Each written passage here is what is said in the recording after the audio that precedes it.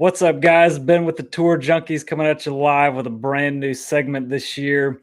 We're going to be breaking down some head-to-heads and top 20 bets. I'm sure you're probably asking, why are we doing those? Well, basically, those are the weakest lines at just about every sports book across the industry.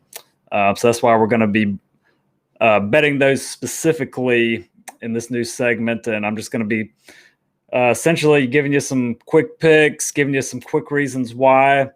I'm going to quickly show you over on tourjunkies.com. This is an article I do every week.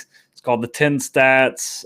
It's basically a really condensed, really information-packed segment.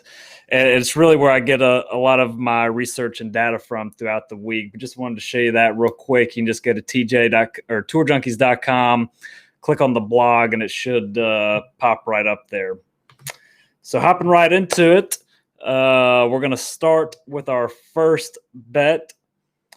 This is going to be a top 20 bet. We're going to bet Charles Howell III at plus 240.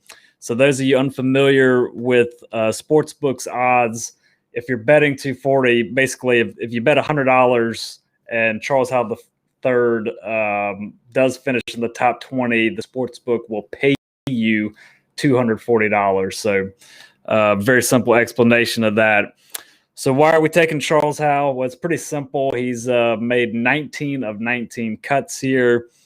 5 out of the last 7 times he's played at Waialae, he has finished in the top 20. Not to mention he is number 8 in the field in historical greens and reg hit percent. And he's been in good form recently. His last 2 starts at the RSM in Mayakoba, he hit 86 and 75% of his greens and regs. So, he's got basically the best course history in the entire field, and he's been in good form. So I really like that number at plus 240. Our next guy is going to be Kevin Na. Kevin Na does not have quite the history that Charles Howell III does, but he has played well here in the past.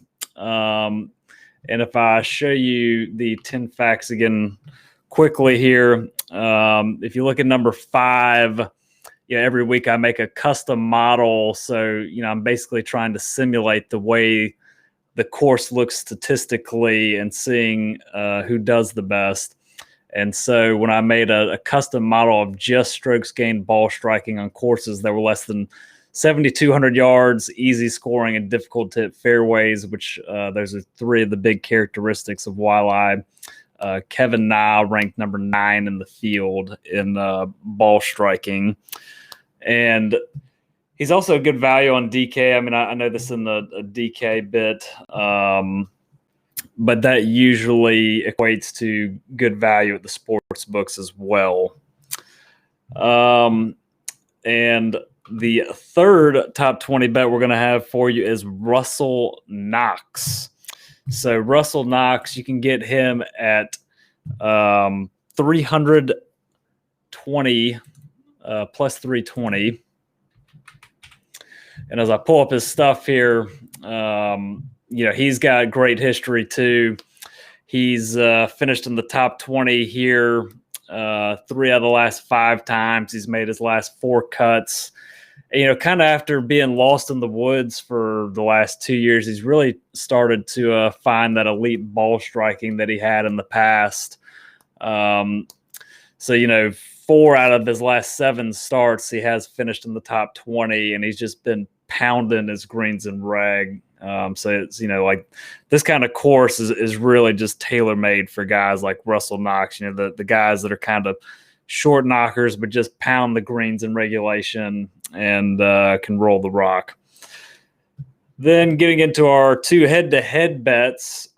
So this one was one of my favorites here. I really like Daniel Berger minus 105 against Harris English. So Harry's coming off the win last week, and so that's kind of inflated his odds on a lot of the sports books. Berger's one of the best Bermuda green putters in the field. He actually has sneaky good course history. He doesn't have a bunch of super high finishes, but he has played here the last 5 years. He's made all 5 cuts. He's got 2 top 15s. And the thing that I really like to look for in upside plays like this is so he's been above field average in hitting greens in regulation all 5 years. He just hasn't had great putting rounds throughout those last 5 years, but he is one of the best Bermuda putters in the field. So I expect that trend to eventually reverse. And obviously Berger's one of the top players in the world. And you know, in my opinion, was one of the comeback players of the year last year.